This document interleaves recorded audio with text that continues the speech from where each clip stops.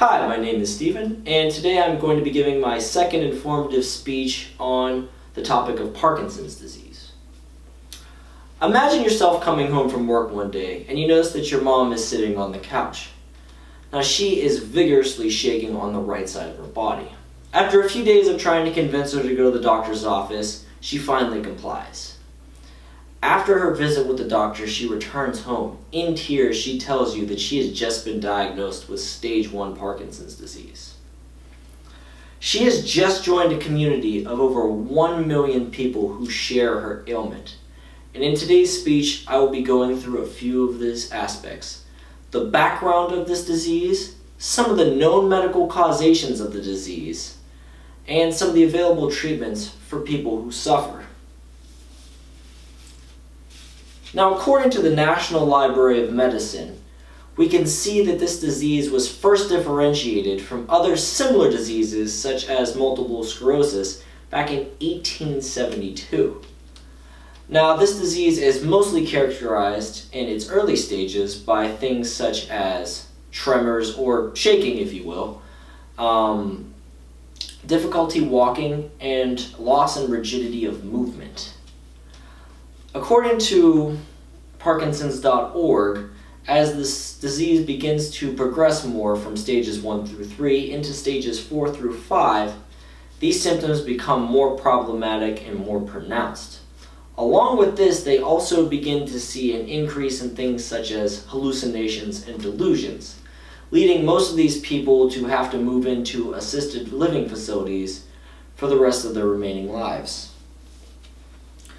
Now, the causation of this is somewhat unknown, but we do know what causes the death of the area that leads to the symptoms.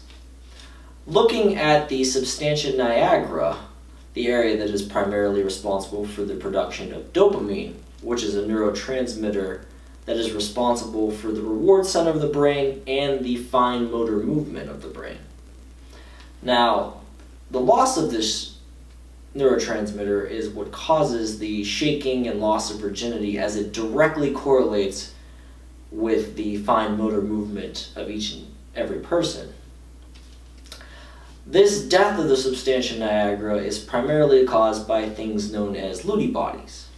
Now, Lewy bodies is a collection of proteins that are primarily used in recycling these neurotransmitters, like aforementioned dopamine. When these build up, they start to clog up, if you will, the nervous system, and the immune system will come in and start to decay that area, taking away portions of it. Now, you might think that, well, if they're losing dopamine, why don't they just give them dopamine to replenish that area? And that brings me to my next statement, which is the treatment of it. Now, the idea of treating dopamine loss with giving the person a supplement of dopamine is not new, and in fact is one of the first things that they do to treat the disease. It is most effective in stages 1 through 3, but it can start to lack around the 3rd stage. What they do is they will give a person an oral medication known as levodopa, or L-Dopa for short, which can be quite effective in helping the person retain some of their fine motor movement and keep a good way of life for a while. But as they use this medication more frequently, as with any medication, it becomes less effective.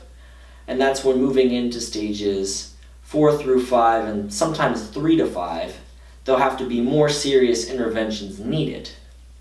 This is when neurosurgeons will begin to actually operate on the patient. They will do things such as deep brain stimulating electrodes. Now, this is when a neurosurgeon will actually surgically intervene by placing an electrode into the patient's substantia nigra so that they will help produce more dopamine. This is done by releasing an electrical signal to the area, which causes all the cells to start firing once again. Well, while you might think this might be our silver ticket to basically the cure, it doesn't entirely get rid of the problem of the buildup of the protein, so death is still occurring in the area, which is the reason why most of these patients still only live 7 to 15 years after their diagnosis. Looking over what we just covered, we can see that we went through some of the background of the disease, some of the known causation, and some of the available treatment options. But we always still have to look forward for more in-depth discoveries so we could stop these people from dying so early and they could live a full, more rich life. To quote Michael J. Fox, a current person who is diagnosed with the disease, "One's dignity may be assaulted, vandalized, or cruelly mocked, but it can never be taken away unless surrendered." Thank you.